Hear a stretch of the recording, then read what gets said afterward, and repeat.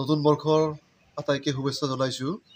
আজি নগৰবেৰা উচ্চতৰ মাধ্যমিক বিদ্যালয় পৰিচালনা আৰু উন্নয়ন সমিতিৰ সহযোগত মাতৃগোটৰ উদ্যোগত আৰু বিদ্যালয়ৰ পৰিয়ালৰ সমূহ সদস্য তথা ছাত্ৰ ছাত্ৰীৰ সহযোগত আমি নগৰবেৰা উচ্চতৰ মাধ্যমিক বিদ্যালয়ত প্ৰাক বহাগী উৎসৱ পালন কৰিছোঁ।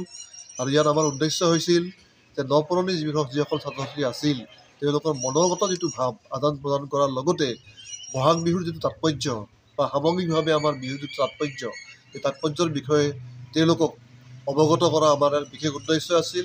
আৰু ইয়াতেই আমি দেখিছোঁ যে আমাৰ সমাজৰ যিটো অংশগ্ৰহণ বিশেষকৈ আমাৰ বিদ্যালয় পৰিচালনা আৰু উন্নয়ন সমিতি লগতে মাতৃগোটৰ সমূহ সদস্যই আহি ইয়াত যিখিনি আমাক সক্ৰিয়তা অৱলম্বন কৰিলে তাৰ কাৰণে প্ৰত্যেককে মই ধন্যবাদ জনাইছোঁ। লগতে মই আশা ৰাখিছোঁ যে অকল বিহুতে নহয় যে অন্যান্য সময়তো যাতে বিহুক লৈ আমাৰ বিভিন্ন আলোচনা বিলোচনা হৈ আমি বিহুক যাতে বিশ্বৰ দৰবাৰত প্ৰতিষ্ঠা কৰিব পাৰোঁ তাৰ কাৰণে প্ৰত্যেকেই আমি সাজু হ'ব লাগে।